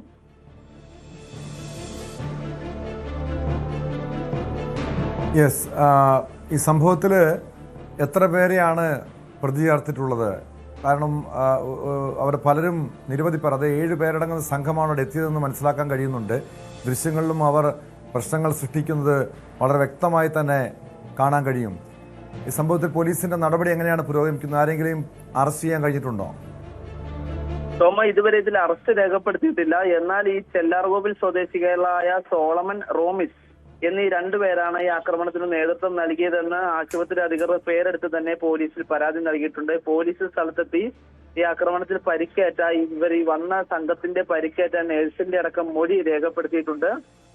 ഇതിൽ വന്ന ഒരാളുടെ കൈ വെട്ടേറ്റ് മുറിഞ്ഞൊരവസ്ഥയിലായിരുന്നു. ഞരമ്പിന് മുറിവ് സംഭവിച്ചിരുന്നു. അതുകൊണ്ട് തന്നെ ഓർത്തോയുടെ ഒരു റിപ്പോർട്ട് വേണമെന്നാണ് ആശുപത്രി അധികൃതർ പറഞ്ഞത്. ഓർത്തോ വിഭാഗത്തിലെ ഡോക്ടറുടെ റിപ്പോർട്ട് വേണമെന്ന് പറഞ്ഞു. ഇതനുസരിച്ച് ഡോക്ടർ പ്രിസ്ക്രിപ്ഷൻ എഴുതാൻ മാറിയ സമയത്താണ് പരിശോധിച്ചുകൊണ്ടിരുന്ന അല്ലെങ്കിൽ ചികിത്സിച്ചുകൊണ്ടിരുന്ന നഴ്സിനെ രോഗി ഉൾപ്പെടെയുള്ള സംഘം ആക്രമിച്ചത്. ഇതിലെല്ലാം തന്നെ വിശദമായ മൊഴി ആശുപത്രി ജീവനക്കാരുടെയും ഈ നഴ്സിന്റെ ഉൾപ്പെടെ മൊഴി പോലീസ് രേഖപ്പെടുത്തിയിട്ടുണ്ട്. ഈ രണ്ടുപേരെ മാത്രമാണ് ആശുപത്രി അധികൃതർ തിരിച്ചറിഞ്ഞിട്ടുള്ളത്. ഇവരുടെ പേരിലാണ് ഇപ്പോൾ കേസ് അന്വേഷണം മുന്നോട്ട് പോകുന്നത്. മറ്റുള്ളവർ 7 അല്ലെങ്കിൽ 8 പേരടങ്ങുന്ന സംഘമാണ് എത്തിയതെന്നാണ് ഈ ആശുപത്രി ജീവനക്കാർ ഉൾപ്പെടെ പോലീസിന് മൊഴി നൽകിയിട്ടുള്ളത്. അതിന്റെ അടിസ്ഥാനത്തിലാണ് ഇപ്പോൾ അന്വേഷണം മുന്നോട്ട് പോകുന്നത്. എന്തായാലും കൂടെയുള്ള മറ്റുള്ളവരെ കൂടി തിരിച്ചറിയും, അല്ലെങ്കിൽ അവരുടെ പേരിൽ നടപടി ഉണ്ടാകുമെന്ന ഉറപ്പ് തന്നെയാണ് പോലീസ് നൽകുന്നത്. എന്തായാലും ഈ രണ്ടുപേരിലെ മുൻനിർത്തി തന്നെയാണ് കേസ് അന്വേഷണം മുന്നോട്ട് പോകുന്നത്. മറ്റുള്ളവരെ കൂടി ഉടൻ തന്നെ പോലീസ് കേസ് അന്വേഷണത്തിന്റെ ഭാഗമായി വിളിച്ചു വരുത്തിയാൽ ചോദ്യം ചെയ്യുക ഉൾപ്പെടെയുള്ള നടപടികളുമായി മുന്നോട്ട് പോകുമെന്നും അറിയിച്ചിട്ടുണ്ട്. യെസ്, വ്യക്തമാണ്. PS സാഗറാണ് വിവരങ്ങൾ നൽകിയത്. കുമ്പളിയിലാണ് ഡ്യൂട്ടി നഴ്സിന് നേരെ രാത്രിയിൽ ചികിത്സ തേടിയെത്തിയ സംഘത്തിന്റെ ആക്രമണമുണ്ടായത്. പ്രതികൾക്ക് വേണ്ടി അന്വേഷണം ഊർജിതമാക്കിയിട്ടുണ്ട്. ഇടവേള.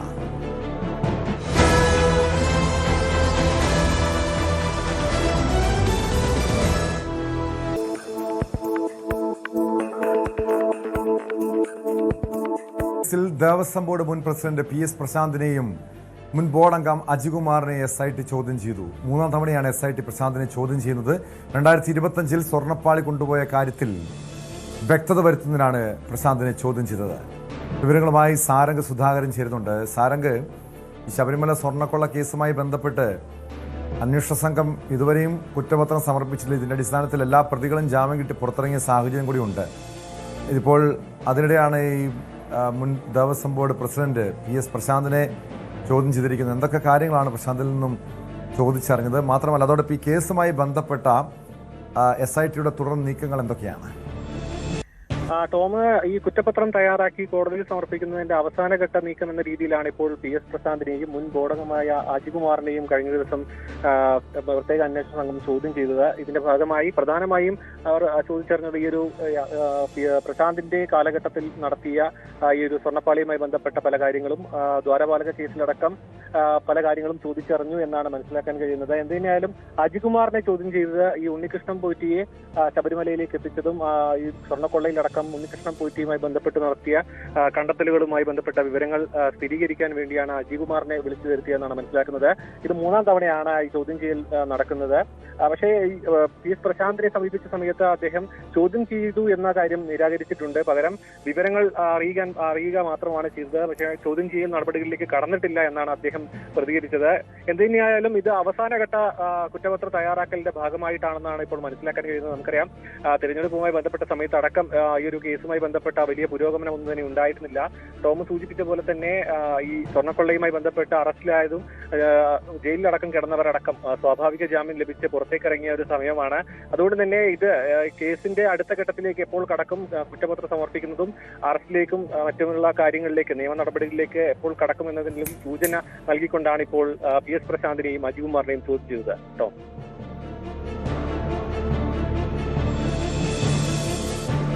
യെസ്, ആ രീതിയിലാണ് കാര്യങ്ങൾ മുന്നോട്ട് പോകുന്നത്. കാരണം ഇപ്പോൾ പ്രശാന്തിനെയും അജികുമാറിനെയും ചോദ്യം ചെയ്യാൻ 3-ാം തവണയാണ് പ്രശാന്തിനെ ചോദ്യം ചെയ്യുന്നത്. മാത്രമല്ല, അതോടൊപ്പം മുൻമന്ത്രി കടകംപള്ളി സുരേന്ദ്രൻ ഉൾപ്പെടെ അദ്ദേഹം അടക്കം ഈ ആരോപണ വിധേയരായിട്ടുള്ള വ്യക്തിയാണ്. അവരൊക്കെ ചോദ്യം ചെയ്യുന്ന നടപടികൾ ഉണ്ടാകുമോ, അതോ ഈ കുറ്റപത്രം സമർപ്പിക്കുന്നതിന് മുന്നോടിയായി മറ്റ് ചോദ്യം ചെയ്യലും മറ്റ് നടപടികളൊക്കെ പൂർത്തിയായിട്ടുണ്ടോ? ടോമ, ഇപ്പോൾ ആരോപണ വിധേയരായ ഓരോരുത്തരെയും വീണ്ടും ചോദ്യം ചെയ്യലിലേക്ക് കടക്കാനുള്ള സാധ്യത തുറന്നുകൊണ്ടാണ് ഇപ്പോൾ PS പ്രശാന്തിനടക്കം ചോദ്യം ചെയ്തത്. നമുക്കറിയാം, കടകംപള്ളി സുരേന്ദ്രൻ അടക്കം സ്ഥാനാർത്ഥിയായി മത്സരിച്ചിട്ടുണ്ട്. അതിലടക്കം ഈ ഒരു അന്വേഷണ സംഘത്തിന്റെ നീക്കങ്ങൾ ഉണ്ടായാൽ ഇങ്ങനെ ഇത് പാർട്ടി പ്രതിരോധത്തിലാകുന്ന അടക്കം സാഹചര്യം നിലനിൽക്കുന്നുമുണ്ട്. മാത്രമല്ല, ജയിലിലായതും അവിടെ നിന്ന് സ്വാഭാവികമായി ജാമ്യം കിട്ടി പുറത്തേക്ക് ഇറങ്ങിയതടക്കം പാർട്ടിയുടെ സമുന്നതരായ നേതാക്കന്മാരെ അടക്കമായിരുന്നു. അതുകൊണ്ട് തന്നെ ഇതിൽ പ്രത്യേക അന്വേഷണ സംഘം വീണ്ടും ചോദ്യം ചെയ്യലിലേക്കും മറ്റ് കൂടുതൽ തെളിവെടുപ്പിലേക്ക് അടക്കം കാര്യങ്ങൾ നടക്കുകയാണെന്നുണ്ടെങ്കിൽ വീണ്ടും ഒരു പ്രതിരോധം സൃഷ്ടിക്കേണ്ട ഒരു സാഹചര്യം നിലനിൽക്കുന്നുണ്ട്. എന്തുതന്നെയായാലും വളരെ അധികം വൈകാതെ തന്നെ കുറ്റപത്ര സമർപ്പണത്തിലേക്ക്, കുറ്റപത്രം പൂർത്തിയാക്കി സമർപ്പിക്കുന്ന രീതിയിലേക്ക് കാര്യങ്ങൾ എത്തിയിട്ടുണ്ട്. മാത്രമല്ല, കോടതി അടക്കം അന്വേഷണ സംഘത്തിന് പിന്തുണ നൽകിയിരുന്നു. അതായത് അതൊരു വലിയ സങ്കീർണമായ കേസായതുകൊണ്ട് തന്നെ വളരെ വേഗം കുറ്റപത്രം തയ്യാറാക്കി സമർപ്പിക്കുക എന്ന് പറയുന്നത് അത്ര എളുപ്പമല്ല. മാത്രമല്ല ഇത് ഒരുപാട് പേർ ഉൾപ്പെട്ടിട്ടുള്ളതും അതും സമൂഹത്തിലെ ഉന്നത ഭരണ സംവിധാനങ്ങളിലടക്കം ഉൾപ്പെട്ടിട്ടുള്ള പ്രതികളാണ് ഉണ്ടായിരുന്നത്. ഒപ്പം ഇത് അന്തർ സംസ്ഥാന ഈ സ്വർണ്ണക്കടത്തും ഈ പുരാവസ്തു തട്ടിപ്പ് സംഘങ്ങളുമായി അടക്കമുള്ള ബന്ധങ്ങൾ പരിശോധിക്കേണ്ടതുണ്ടായിരുന്നു. അതുകൊണ്ടാണ് കുറ്റപത്രം വൈകുന്നത് എന്നായിരുന്നു കോടതിയിലടക്കം നൽകിയ വിശദീകരണം. അതിന്റെ ഭാഗമായി തന്നെ ഇപ്പോൾ കുറ്റപത്രം അവസാന ഘട്ടത്തിലേക്ക് കടക്കുകയാണെന്നുണ്ടെങ്കിൽ അധികം വൈകാതെ അപ്പോഴും അന്വേഷണ സംഘം ഒരു സമയപരിധി ലംഘിച്ചുകൊണ്ട് അത്ര വൈകാതെ തന്നെ ഈ ഒരു കുറ്റപത്ര സമർപ്പണത്തിലേക്ക് കടക്കാനാണ് സാധ്യത കേട്ടോ.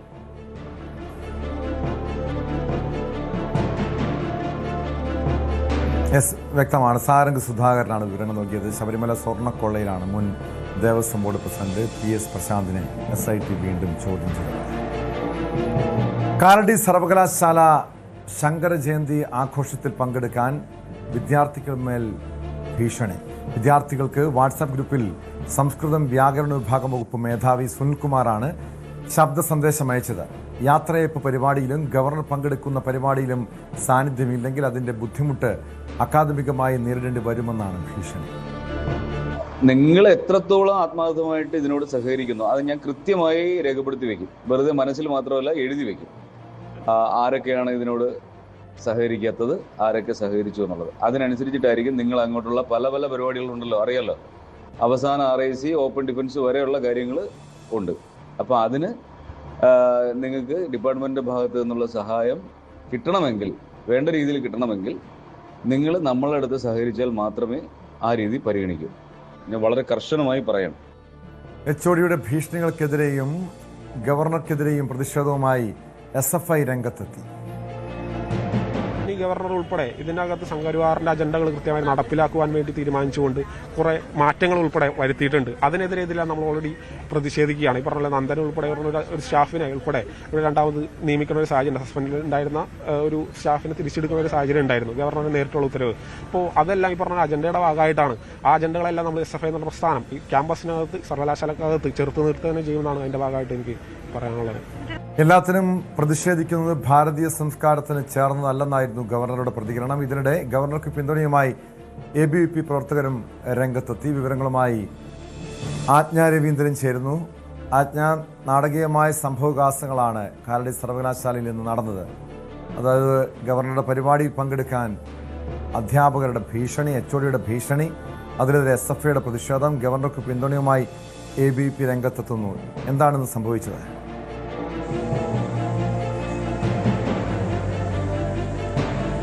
നേരത്തെ തന്നെ ഈ ശങ്കരാചാര്യ ദിനത്തിൽ ഗവർണർ പങ്കെടുക്കുന്ന പരിപാടിയുമായി ബന്ധപ്പെട്ട് സർവകലാശാല നേരത്തെ തന്നെ ഒരു സർക്കുലർ പുറത്തിറക്കിയിരുന്നു. അതിൽ വിദ്യാർത്ഥികൾ ഗവർണർ എത്തുന്നതിന് മുൻപേ തന്നെ ഹാളിലെത്തണം, അതുപോലെ ഫോൺ സൈലന്റ് ചെയ്യണം, ഗവർണർ എത്തുമ്പോൾ എഴുന്നേറ്റ് നിൽക്കണം, ഗവർണർ പോയ ശേഷം മാത്രമേ ഹാൾ വിട്ട് പുറത്തു പോകാവൂ, ഗവർണറുടെ പ്രസംഗത്തിന് കൈയടിക്കണം തുടങ്ങി കുറേ നിർദ്ദേശങ്ങൾ ഇറക്കിക്കൊണ്ടായിരുന്നു സർക്കുലർ ഇറക്കിയിരുന്നത്. പക്ഷെ അത് വിവാദമായതിനെ ചൊല്ലി അതായത് ബഹുമാനം ചോദിച്ചു വാങ്ങേണ്ടതല്ല എന്നുള്ള കാര്യങ്ങൾ ഉൾപ്പെടെയുള്ള കാര്യങ്ങൾ മുന്നോട്ട് വെച്ചത് വിവാദമായതിനെ തുടർന്ന് ആ സർക്കുലർ പിൻവലിക്കുന്ന സാഹചര്യത്തിലേക്ക് പോയി. പിന്നീടാണ് പിന്നീട് ആ സർക്കുലർ കുറച്ചുകൂടി ഭയപ്പെടുത്തിക്കൊണ്ട് ഗവർണർ എത്തുന്നതിന് മുൻപ് ഹാളിലെത്തുകയും എല്ലാ വിദ്യാർത്ഥികളും അതിൽ പങ്കെടുക്കുകയും അദ്ദേഹം പ്രസംഗിച്ച് പോയതിനു ശേഷം മാത്രം ഹാൾ വിട്ടു പോവുകയും ചെയ്യണം, ഫോൺ സൈലന്റ് ചെയ്യണം തുടങ്ങിയ സർക്കുലർ നിർദ്ദേശങ്ങളിലേക്ക് ആ സർക്കുലർ ചുരുങ്ങുകയുണ്ടായി.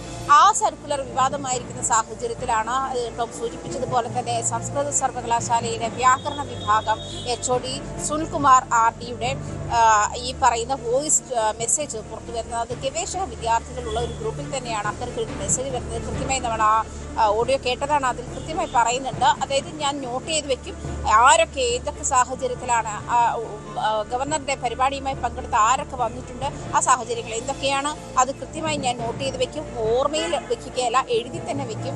അതിനനുസരിച്ചായിരിക്കും തുടർന്ന് ഡിപ്പാർട്ട്മെന്റ് വിദ്യാർത്ഥികളോട് പെരുമാറുക.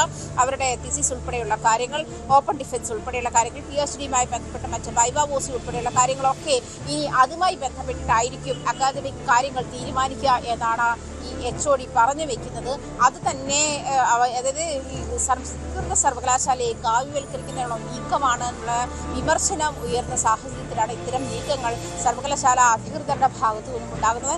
ഈ HOD-ക്കെതിരെ കർശന നടപടി വേണമെന്ന് ആവശ്യപ്പെട്ടുകൊണ്ടാണ് ഇതിനെതിരെ വിദ്യാർത്ഥി സംഘടനകൾ സമരത്തിനെത്തിയത്. SFI-യുമായി ബന്ധപ്പെട്ട് ശക്തമായ പ്രതിഷേധമായിരുന്നു ക്യാമ്പസിൽ ഉയർത്തിയത്. ഗവർണർ വന്നു പോകുന്നതുവരെ SFI-യുടെ പ്രതിഷേധമുണ്ടായത്. അതേസമയം ഗവർണറെ പിന്തുണച്ചുകൊണ്ട് തന്നെ ABVP-യുടെ പ്രതിനിധികളും സംസ്ഥാന സെക്രട്ടറി ഉൾപ്പെടെയുള്ള ആളുകൾ ഗവർണർക്ക് പിന്തുണയുമായും ക്യാമ്പസിലെത്തിയിരുന്നു. അല്പം സംഘർഷഭരിതമായ ഒരു അന്തരീക്ഷം തന്നെയാണ് ക്യാമ്പസിലുണ്ടായിരുന്നത്. അതേസമയം ഗവർണർ പ്രസംഗത്തിൽ പറയുന്നത് പ്രതിഷേധം എന്ന് പറയുന്നത് എല്ലാ കാര്യങ്ങൾക്കും പ്രതിഷേധിക്കുന്ന ഭാരതീയ സംസ്കാരമല്ല. ഇൻകുലാബ് വിളിയും മുർദാബാദ് വിളിയും നമുക്ക് അതല്ല പ്രതിഷേധത്തിന്റെ വഴി. പ്രതിഷേധങ്ങൾക്ക് ചർച്ചകളും സംവാദങ്ങളും ഉണ്ടാകണം. ആ തരത്തിലായിരിക്കണം പ്രതിഷേധങ്ങൾ ഉണ്ടാകേണ്ടത് തുടങ്ങിയ കാര്യങ്ങളൊക്കെ പറയുന്നത്. പക്ഷെ വിദ്യാർത്ഥികളുടെ ഒരാളുടെ പ്രസൻസ് പോലും അവിടെ ഉണ്ടായില്ല എന്ന് പറയുന്ന ഒരു സാഹചര്യം കൂടി ഗവർണർ പ്രസംഗത്തിൽ പറഞ്ഞു. പക്ഷെ നമ്മൾ അവിടെ ചെല്ലുന്ന സാഹചര്യത്തിൽ അവിടുത്തെ ഒരു സ്റ്റാഫ് നമ്മളോട് വന്ന് പറഞ്ഞ കാര്യം, ഈ ഗവർണറുടെ പരിപാടി നടത്തിക്കുന്ന ഹാള് വളരെ ചെറുതാണ്. ഇപ്പോഴത്തെ ചൂടിന്റെ സാഹചര്യത്തിൽ AC ഹാൾ അത് മാത്രമേ ഉള്ളൂ. അവിടുത്തെ സ്റ്റാഫുകൾക്ക് പോലും അവരെ പൂർണ്ണമായും ഇൻക്ലൂഡ് ചെയ്യാൻ കപ്പാസിറ്റി ഉള്ള ഒരു ഹാളല്ല അത്. അതുകൊണ്ട് ആർക്കും പ്രോഗ്രാം കാണാൻ കഴിയുന്നില്ല എന്ന് നമ്മളോട് അൺഒഫീഷ്യലി പറയുന്ന ഒരു സാഹചര്യം കൂടി ഉണ്ടായിരുന്നു. കാരണം ഈ ഓഡിയേറ്റ് മുഴുവൻ അധ്യാപകരായിരുന്നു. അധ്യാപകർക്ക് ഇരിക്കാനുള്ള സ്ഥലം കിട്ടിക്കഴിഞ്ഞാൽ ആർക്കും അതിനകത്ത് ഈവൻ നമ്മൾ മാധ്യമപ്രവർത്തകർക്കായാൽ പോലും നിൽക്കാനോ സമാധാനത്തോടെ നിൽക്കാനോ ഉള്ള ഒരു സ്പേസും ഉള്ള സ്ഥലമായിരുന്നില്ല അവിടെ വിദ്യാർത്ഥികൾ എത്തിയില്ല എന്ന് ഗവർണർ എടുത്തു പറയുന്ന ഒരു സാഹചര്യം കൂടി ഉണ്ടായിരുന്നു. എന്തായാലും വിദ്യാർത്ഥികൾക്കെതിരെ കാലടി സംസ്കൃത സർവകലാശാലയിൽ വിദ്യാർത്ഥികളെ നിലനിർത്തി നിർത്താൻ വേണ്ടി HOD ഉൾപ്പെടെയുള്ള ആളുകളുടെ ഭാഗത്തുനിന്ന് നീക്കങ്ങൾ ഉണ്ടാകുന്നു എന്നുള്ളത് വ്യക്തമായ തെളിവാണ്. പക്ഷെ മറ്റൊരു പ്രധാനപ്പെട്ട കാര്യം കൂടി ഇതിൽ ചൂണ്ടിക്കാണിക്കാനുള്ളത്, എങ്ങനെയാണ് ഈ കുട്ടികളെ എന്ന് പറയാൻ കഴിയുള്ളൂ. കാരണം ഗവേഷക വിദ്യാർത്ഥികളാണ് പലരും, മെച്ചുവേർഡായ ആളുകളാണ് പലരും, കൃത്യമായ പൊതുബോധമുള്ള ആളുകളാണ്, രാഷ്ട്രീയ ബോധമുള്ള ആളുകളാണ്, സാമൂഹിക ബോധമുള്ള ആളുകളാണ്. ഈ ഒരു സാഹചര്യത്തിൽ എങ്ങനെയാണ് അവരെ ഇത്തരം കാര്യങ്ങൾ ഗവർണർ കാണുമ്പോൾ എഴുന്നേൽക്കണം, അല്ലെങ്കിൽ ഗവർണറുടെ പരിപാടി നിർബന്ധമായും പങ്കെടുക്കണം തുടങ്ങിയ കാര്യങ്ങളൊക്കെ വെച്ചിട്ട് അസസ് ചെയ്യുന്ന ഒരു തരത്തിലേക്ക് വിദ്യാഭ്യാസ മേഖല തരം താണോ എന്നുള്ളത് അങ്ങേയറ്റം അപലപനീയമാണ്. പക്ഷേ ഈ പ്രതിഷേധം വളരെ ശക്തമായിരിക്കുന്ന സാഹചര്യം എന്ന് പറയുന്നത് ഈ HOD-യുടെ വോയിസ് മെസ്സേജ് പുറത്തു പോയതിനെ തുടർന്നാണ് കേട്ടോ.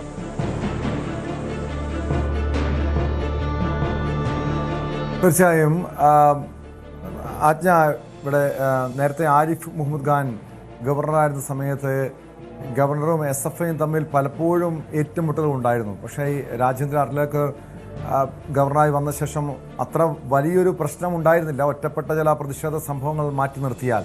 പക്ഷെ വീണ്ടും ഗവർണർക്കെതിരെ SFI ഒരു പ്രത്യക്ഷ സമരത്തിലേക്ക് നീങ്ങുന്ന സാഹചര്യമാണോ നിലനിൽക്കുന്നത്?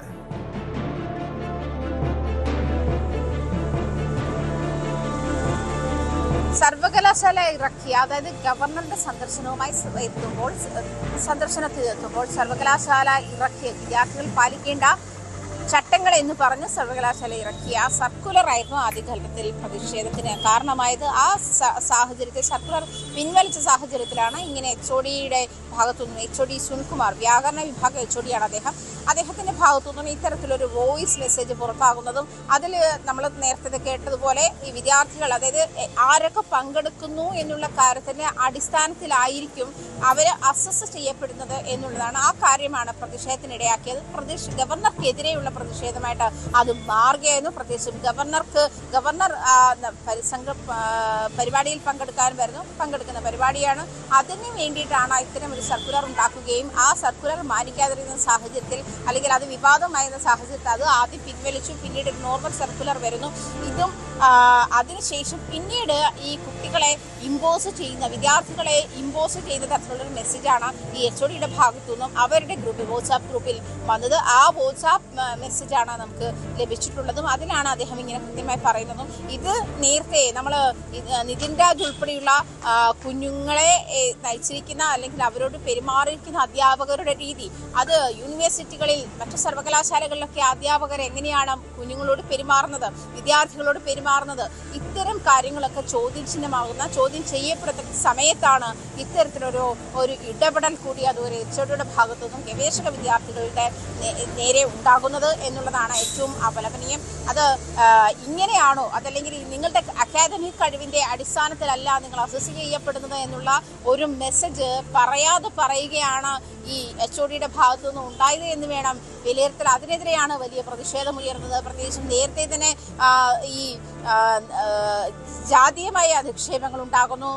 അത് മാത്രമല്ല, കുട്ടികളുടെ പഠന വൈകല്യവുമായി ബന്ധപ്പെട്ടുള്ള അധിക്ഷേപങ്ങൾ ഉണ്ടാകുന്നു. അതല്ലെങ്കിൽ കുട്ടികളുടെ പാരന്റിങ്ങുമായി ബന്ധപ്പെട്ടുള്ള അധിക്ഷേപങ്ങൾ ഉണ്ടാകുന്നു. ഇതൊക്കെ ചെയ്യുന്ന അധ്യാപകരാണ്.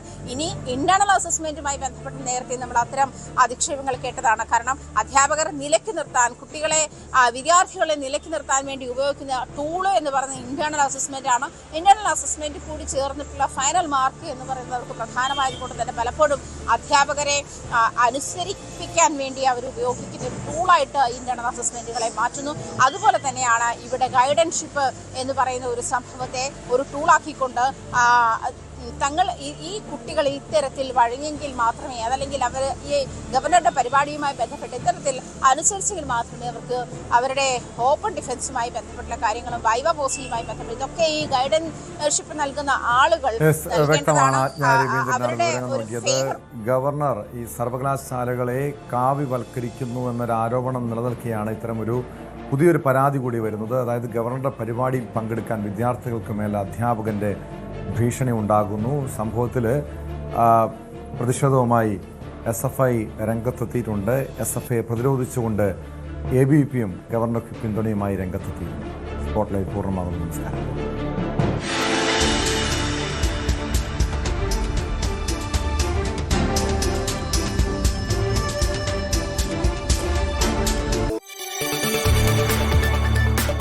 കൂടുതൽ വാർത്തകൾക്ക് News 18 Keralam YouTube channel subscribe ചെയ്യുക.